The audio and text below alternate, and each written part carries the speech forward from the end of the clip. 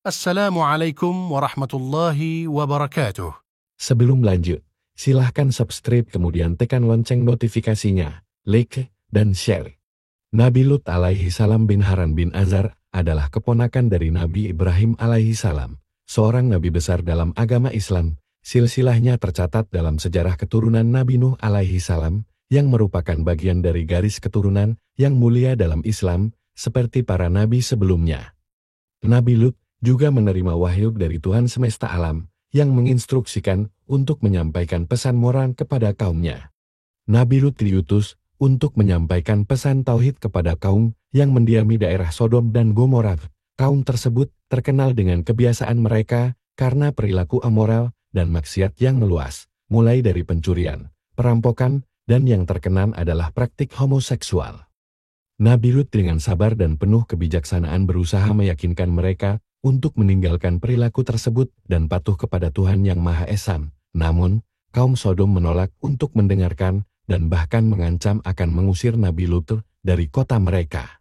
Dalam perjalanan dakwah Nabi Lut, tidak ada satupun dari kaum Sodom yang menerima ajakan Nabi Lut untuk kembali ke jalan yang benar, kecuali kedua anaknya. Bahkan istri Nabi Lut pun enggan mengikuti ajaran Nabi Lut, bahkan berani mengkhianati suaminya.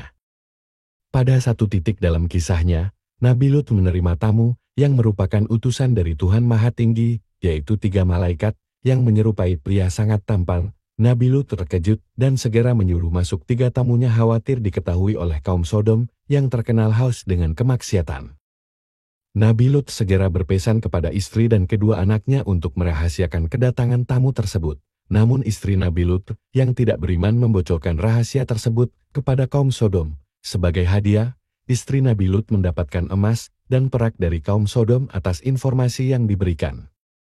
Ketika penduduk setempat mengetahui tentang kedatangan tamu tersebut, mereka menyatakan niat mereka untuk melakukan kejahatan terhadap tamu tersebut. Mereka segera mengepung rumah Nabi Lut dan meminta untuk menyerahkan 3 orang tamu tersebut. Nabi Lut kembali mengingatkan agar kembali ke jalan yang lurus. Namun peringatan itu tidak dihiraukan, bahkan mendobrak pintu rumah Nabi Lut.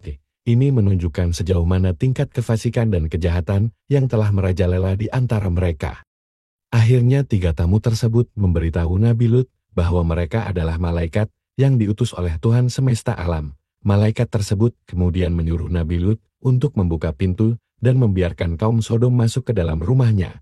Setelah berada di dalam rumah Nabi Lut, kaum Sodom tiba-tiba menjadi buta dan mengakibatkan seisi rumah kacau balau karena mereka berbenturan satu sama lain.